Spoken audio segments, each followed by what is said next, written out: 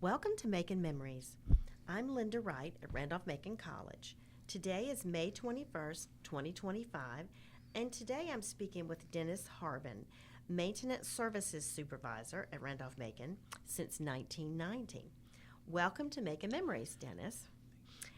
By way of introduction, why don't you tell us a little bit about where you're from, where you're from, and how you happened to come to Randolph-Macon? All right. Well, when I got out of the Navy, I went to work for Millen Roads, and when working in the boiler plant at downtown Millen Roads, and when it was closing up, I lived outside of Ashland, and I applied, and I was hired, which was a little different because I wasn't actually hired right on. I was hired right on. I was full-time, part-time is the best way to put it, because at the time, the plumber that the college had was out with cancer. So they hired a plumber, and they were going to have the position that I was hired for, but they didn't want to do anything because they were still paying the plumber. And unfortunately, they knew it wasn't going to be long, and he passed, and then I was hired on full-time with benefits. Was a plumber your trade? Was that your main No, they trade? had actually hired a plumber, Oh. Bill Woody. Okay. But they were holding, because they were still paying him, they were holding my position as a full-time. Right. So I was full-time, but I didn't have benefits. Right. So I was getting a full-time paycheck, but just, yeah. Interesting. Yeah. Well, what had you done for Miller and Rhodes? The same sort of thing? Same sort of thing. I worked in the boiler plant downtown and just did maintenance stuff. Some plumbing and air conditioning, refrigeration stuff, and we operated out of the downtown store, but we went to all the other stores around the state, dealt with them. Well, that was really an institution, Richmond especially, but Virginia institution. And if you were downtown at Miller and Rhodes, you really have a little piece of history. Yeah, I actually met the Santa Claus. Oh, Yeah, good, because yeah. the real Santa, Yeah, right? yeah. Very good. So that was in 1990 when you came, and so you already had experience with the trades. Did you have any other training when you got here, or? Actually, when I got here, after I'd been here for a little while, they did send me to school for a little bit. I went down to Richmond Tech and went to oil burner to work on the furnaces in the houses, and I went to welding. They sent me to welding one time, and a couple of things like that. And who was your supervisor when you first came? When I first came, my supervisor was Eddie Emerson. Okay. All right. Well, tell us about Emerson is quite legacy in the physical plant. So tell us what you know about the Emerson family and that legacy. Well, when I came here, Lawrence Emerson was, I believe he was like the assistant director, because the director was Brent Douglas.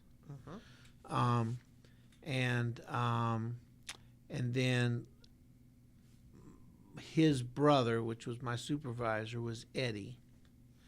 And then one of the guys that I worked with, Larry, was Lawrence's son. Now, from what I understand, before I got there, I think one of Larry's brothers was one of the electricians, but he was gone then. So yeah, they were all three of them were there. And Eddie was awesome. I liked Eddie. He was really good to work for, and Larry was good to work with. He'd been here for a long time. Grew up here naturally with his dad being here, and Well, they really have a legacy, and the physical plant building is named for the Emerson building, and Right. I guess for their longevity and their many years of service. So that's great. So, but you said Brent Douglas was your supervisor when you Well, no, first. Brent Douglas was the director. Oh, was the director. of the- Eddie was my supervisor. Oh, right. Okay, good. All right, very good. Well, talk about the physical plant department when you came compared to today. Oh, wow, yeah. All right, well, when I first got here in the mechanical department, there was Eddie, who was a supervisor, myself, and Larry, and then there was me and Larry were kind of like mechanics. Then there was Bill Woody, who was the plumber, and then there was Henry Henderson, who had married Lawrence's sister. So he was kind of in the family, but and Henry took care of the boiler plant, and then, like I said, he had a plumber. That was it. That was in the mechanical department. Then they had a section that was they called it buildings facilities, which today would be called auxiliary services. But that's where the painter and the electrician and then they had a bunch of other guys who did the furniture and the moving around and stuff like that. The carpenter was under them and all. And then you had the grounds crew, which was a lot bigger than it is now because they didn't sub any of that out. And then you had housekeeping. And then after Brent left, we had gentleman Rick Spohr.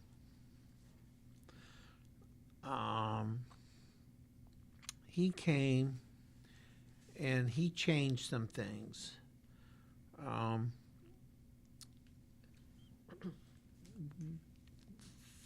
Big things that changed. We became mechanical department became what they called trades. I guess we are now, and they had moved the carpenter, the electrician, and the painter over to our section now, and then you had what they call the auxiliary services, which did the moving, tables and chairs and all the setups and things of that nature.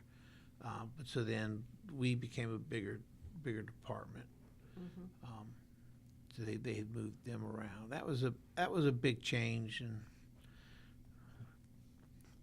we're not good with change. A lot of people but that's don't like yeah. change. But it's worked out pretty good. Yeah. It's worked out pretty good. Yeah. Yep. A lot of people. What did Mark Twain say? The only ones who like change are babies with a wet diaper. Yeah. People who like change. Okay. Well, talk about the day-to-day aspect of your role. I met 35 years ago. Oh yeah. Yeah. Well, at that time when I started, we would do like first thing in the morning when we would start.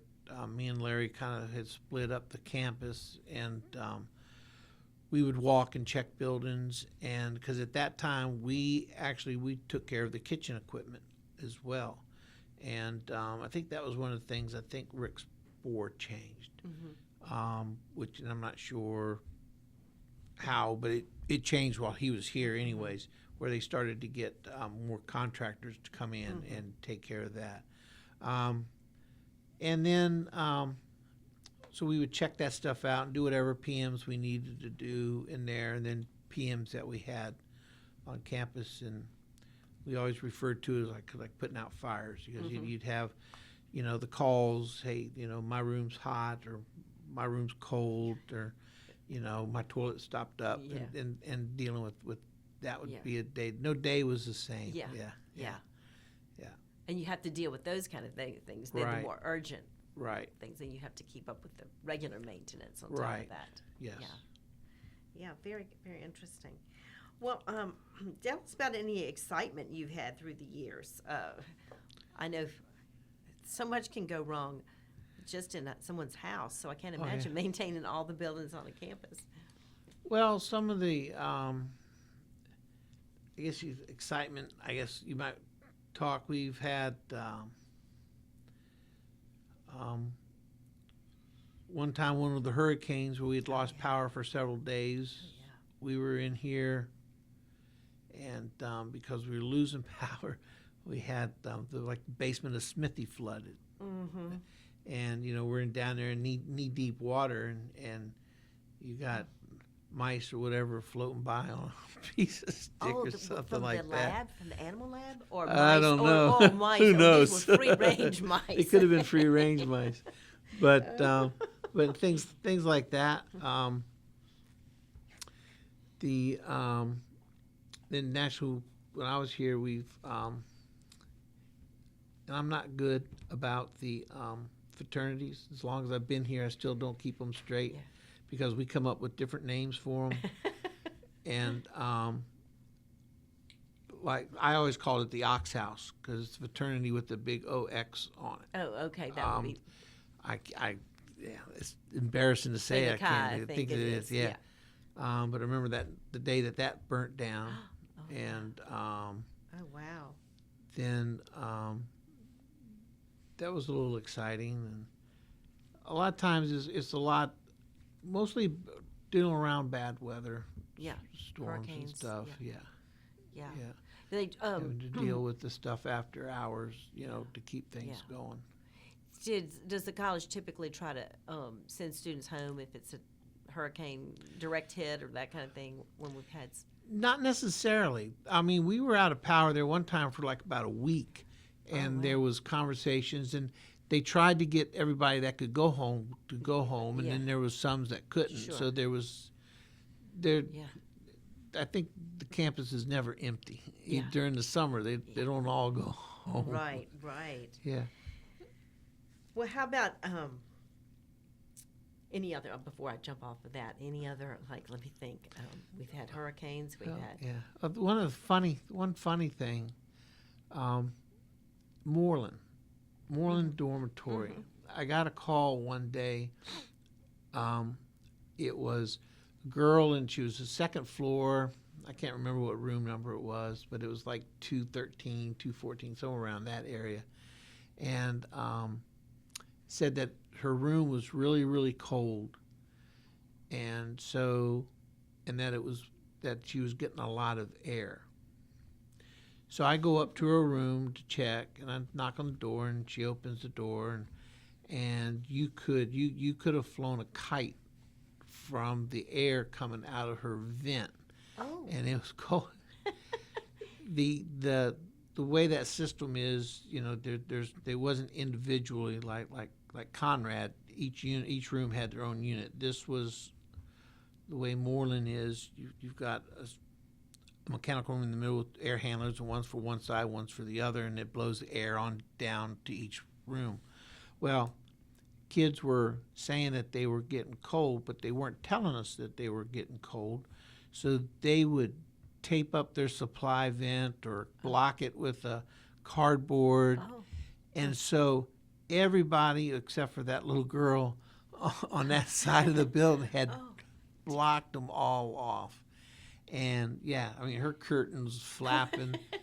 And so I went and started checking the other rooms, and that's what I found, that I had to take them all down, and Res Life needed to remind them, hey, you don't do that. You need to let us know. Yeah. And one of the frustrating things with that, and for the kids that live there, it's because it's all the same. Yeah. You know how different people are. Cold. It's nothing to go to a kid's room now today and you got to think you're cold. Oh no, I'm great, but my roommate complains about being cold a lot. Yeah. So how do we, it's kind of, we're in a no-win situation there because they don't want you to do nothing, but yet but that's just something they got to figure out. Oh my goodness, especially with a central unit. Then that makes it very hard. Yeah. Well, what about kind of pranks that the students have done? They haven't done much lately, but I used to like it, or not like it, but it really wasn't a big deal for us. But they used to dye the fountain. Mm. It was nothing to come in there in the morning and go to the fountain, and the fountain would be dark red, just as red. And it's like, man, this is going to be really neat when it starts up, you know? It's like, this is going to be cool. So, but they never figured out, because you've got the water that's in the pool, but then you've got the water lines all the way underneath the ground, all the way into the basement of Mary Branch. So they never got enough water, never enough dye in there to make it. As soon as it fired off, it was gone. Yeah. But what they did get down real good was soap in it, and it would fire up. And I can remember one time we had big balls of bubble, like tumbleweed, going all the way down the road and everything. It was pretty good. I think we used that day, I think we used 5 gallons of desudser to finally say they soaped it up good that time. That was, that one they got right. But that was always a good one. And, those are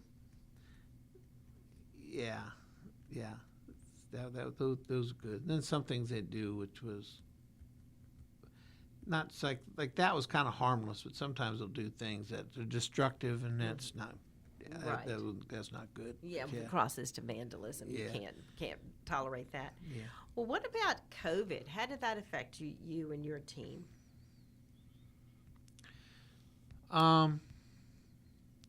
Didn't really affect us much. We came to work every day.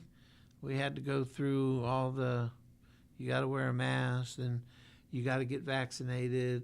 That was one thing that we were told, that, if you're going to come, you got to be vaccinated, or so, but it didn't affect us much. You didn't have to put up all the plexiglass and well, we did set do up. that. Yeah, there was a lot of work involved. We had to put all the plexiglass up in the dining hall. We had to separate the tables and chairs in the dining hall and put plexiglass up between where they'd eat, and then people wanted plexiglass in their offices, and we had to do that. We put up a lot of plexiglass. Yes. And when you took it down, did you save it for another pandemic? A lot of it was saved. Yes, a lot of it's been saved, and some of it we didn't. Yeah. Wow, because that's just sort of a time that just sort of separates the before time to the after time. COVID is what people, so many things changed. Yeah. After COVID, Well, so many new buildings have come online. When you started in 1990, I mean, can you just think of all the new buildings that you have Well, now? not only the buildings, but I can remember when I started, the football field ran east and west, and it was grass, and it also shared as the baseball field. So we would have to put bleachers up, wooden bleachers. We would put wooden bleachers up for the football field, and then we'd have to take them down because they'd be out there and out in the middle of right field and left field, or center field, and so they all had to come down, it was like, I can remember Larry, they've been talking about moving the football field. It's like, but we'll never see it. Well, I guess I did see it, so that was kind of neat. But there's been a lot of buildings that have been added, and I've seen a couple go away. Which ones have gone away that can you remember? Well, where Birdsong Townhouse is, there was a sorority house. That's gone. That was torn down to build it. I think those girls wound up going up on the corner of College and Henry Street. I think the Phi Mu. I think it was, were they Phi Mu? I can't remember. Anyway, that's where they wound up going to that house for a little while. But that one was torn down, and waiting for Haley Hall to be torn down.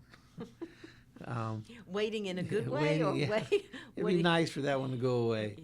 But remember that one going down, and then there's another house. I forget some of the stuff there. But there's been a lot that's gone up. Mm-hmm. And yeah, I remember when they closed because the infirmary.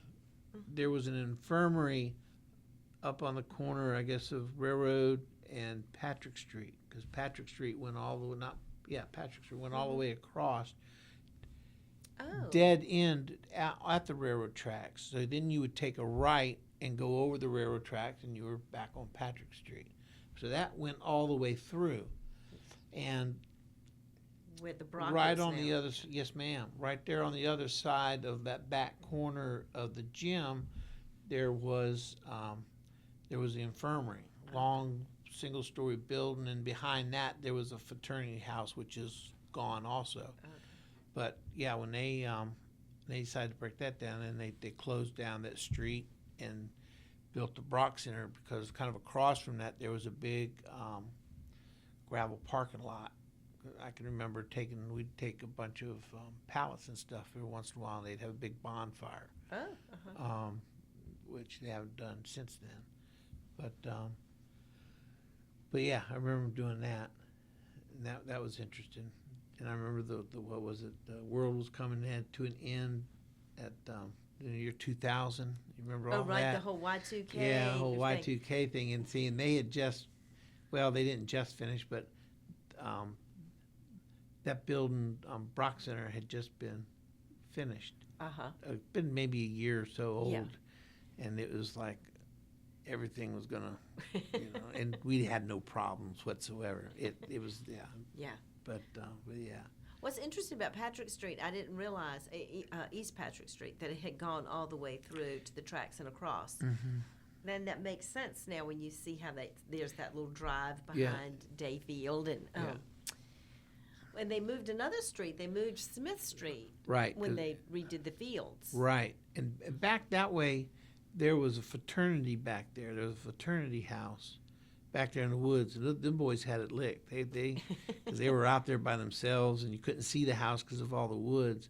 But back on the round in that way, there was an old tree that had somebody, I guess, at one point had a bicycle or a trike, and the tree had grown up around it. And I guess it might have been about maybe 10 foot in the air. And we always called it the bicycle tree. Mm-hmm. I can remember one year, it was close to Christmas. My oldest son, I think he was about maybe 3 or 4, and he was wanting a trike for Christmas. And I told him, so I'll show you where they come from. And I took him out there. I said, they come out of this tree. And he was just, wow, And, but yeah, so, but in that tree, I think at one time, somebody said something about, like, that was one of the oldest of that type of tree in Hanover County. Mm-hmm. But it was starting to fall apart Yeah. and stuff. So there for the longest time, they had cut that trunk out with the tree in it. Well, I mean, not with the tree in it, with the trike in it. Yeah. And it sat out in front of my office for a long time because the town wanted it, and they were going to do something with it. And they never did, and it finally was kind of rotting away, finally got rid of it. I remember Yeah. seeing pictures of it. Of it, the tricycle growing around. Yeah. I mean, the tree growing around the tricycle. Yeah. Oh, that's cute. Well, I hope your son is recovered. Yeah, from yeah, that. yeah, From that. yeah. Well, let's see. So we talked about the new buildings. What have been some of the biggest challenges that you've had since you've been at Randolph-Macon? The biggest challenges?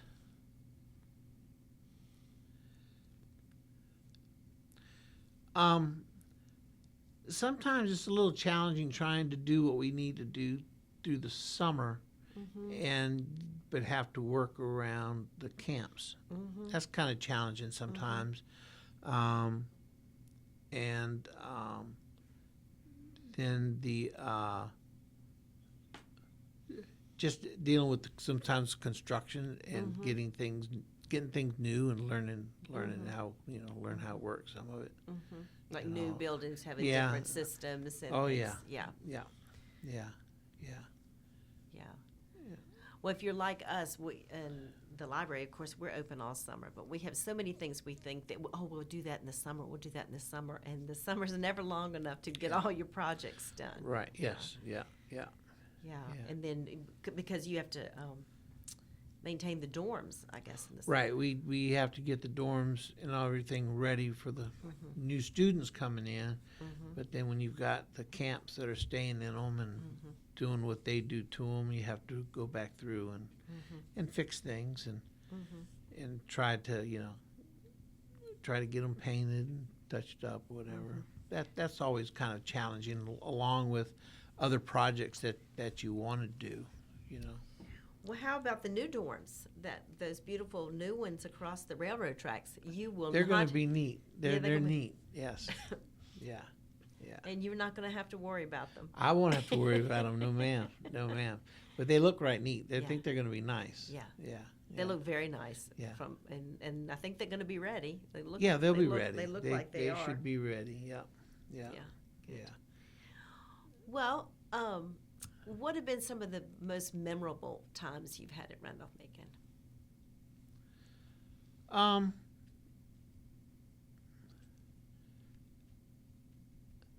The memorable times, I guess, just doing things with some of the guys and some of them that aren't here anymore, I guess, you reflect on, like Henry. I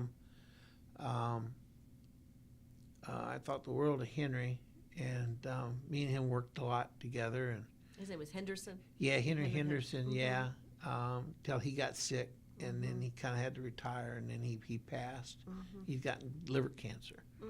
Yeah, and but just just memories, just silly stuff sometimes. One time I was digging a hole because we were going to try to get a water line underneath the sidewalk. So we were digging on one side and on the side, and we were going to try to bore across it. And just Eddie, who was my supervisor at the time, telling me, "We'll do it like this and get this straight and all that." And then he'd leave, and then Lawrence come by, and it's like, "No, do it this way." And then then Eddie come by again. And I told one of them once, I said, "Look, I ain't gonna dig nothing until you two decide how you want me to do it." And all, but a lot of it, I guess, the memorable is there's been a lot of good people come through there. Yeah. That's great. That's really makes any job Yeah. memorable and pleasant if you Yeah. have good colleagues. Yeah. Any other particular faculty or staff or students that stand out you've worked with through the years? There's a long time ago, and I wish I could remember her name. And I'm terrible about names, and at the same time, with them being students, you Yeah. try not to get, Yeah. know. And I remember there was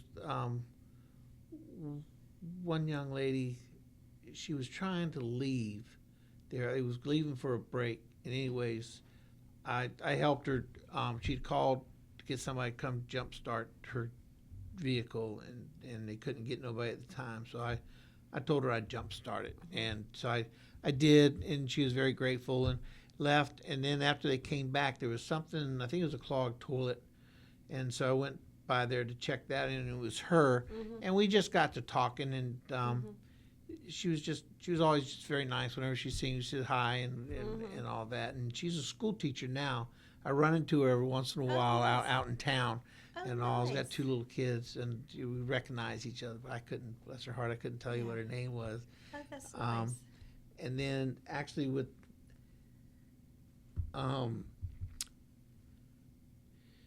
there's 2 young ladies this year that everybody's been really great with me retiring and Yes. being very nice, and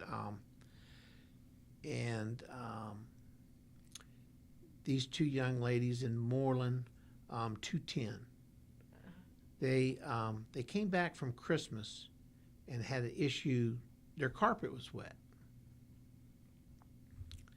And they came back. It's like, well, we hadn't had rain. They're on the 2nd floor. There was no problem above them. And couldn't figure it out. We kind of thought maybe they had a refrigerator in the room, and kind of thought, well, maybe that defrost and the water got out and all that. So we got it dry and cleaned up and left a fan on it. And I just told the girls that, we'll keep an eye on it, check on it. So I would go back and check periodically, and we thought we had it, and then it came back. And what it turned out to be, behind the wall in the shower, there was a pinhole on the shower line. So we were able to get it dried out quicker than it would. So anyways, so we got that taken care of. But the girls were always really nice. Seemed like they were always glad to see me and all that. And I'd see them all year in the dining hall or walking by. They'd always wave and hi, and we'd talk. And they actually, the other day, they seen me and they stopped me, and they gave me a little card for retiring, a little box of candy. And I thought, That's so nice. that was more, everybody, and everything the college has done for me has been great. But that was something, two strangers really that, but they're real sweet girls. Unfortunately, I guess one is, fortunate for her, she's going to VCU, so she's not going to finish here because she wants to be a dental hygienist. Okay. So when they had a real good program, and she was able to get into that. And the other one, she'll be back next year. Well, But, that is so nice. But yeah. That was really kind of sweet. That's very sweet. Yeah, Stuart. yeah, they were really nice. So Yeah, because that's over and beyond, just like you Exactly, said. You yeah, expect the yeah. college to acknowledge you. But yeah, just the students could easily take all that for granted. Yeah, And that's yeah. good. Yeah. Well, do you have any exciting plans for your retirement? Or maybe not exciting plans. Not this summer, but next summer I am going to ride across country on my motorcycle. Oh, that is So, exciting. Yeah, last year I bought me an early retirement present, and I bought a Indian Roadmaster motorcycle. So, Okay. which I've got another one, but it's too. I wouldn't want to go across country on it. Okay, so how So, long a yeah. trip are you planning? I'm figuring maybe, I'm really not looking at a time schedule. Yeah. But I'm thinking maybe 2 months.